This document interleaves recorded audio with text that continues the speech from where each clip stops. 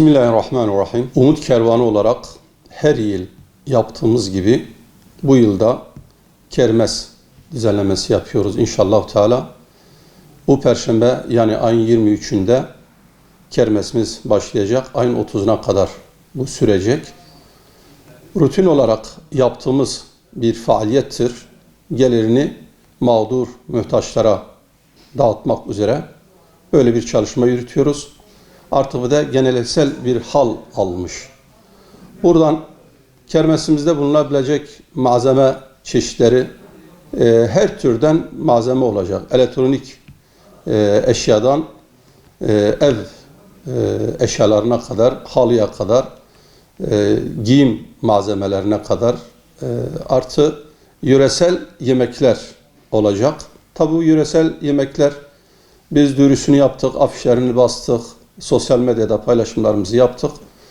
Bunlar sahada hayırseverlerimiz tarafından evlerde yapılacak ve bizlere ulaşacak.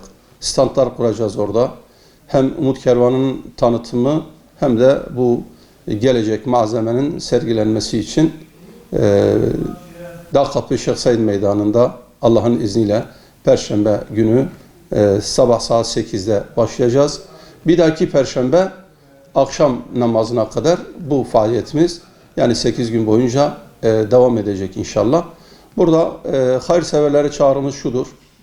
Böyle hayırlı bu faaliyete hayır için yola çıkmış bu kervanda yer almaları ve katkı sunmalarıdır.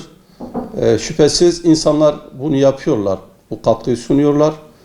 Ama burada tekrardan vatandaşlarımıza, hayırseverlerimize duyarlılık olmaları noktasında çağrı yapıyoruz. Allah hayırlarını kabul etsin.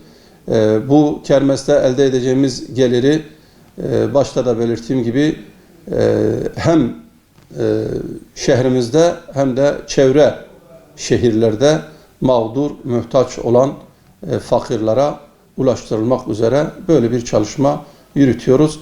Rabbim şu anda yola çıktığımız bu yolda bizleri muvaffak kılsın. Hayırlara vesile kılsın inşallah Teala. Bu hayır kervanında bizi yalnız bırakmayan başta bağışçılarımızı, hayırseverlerimize teşekkürü bir borç biliyorum. Rabbim onlardan razı olsun, ecirlerini kat kat versin. Asıl kahramanlar bu hayırseverlerimizdir. Biz sadece bu yolda öncü olmaya gayret eden bireyleriz. Allah onlardan da razı olsun.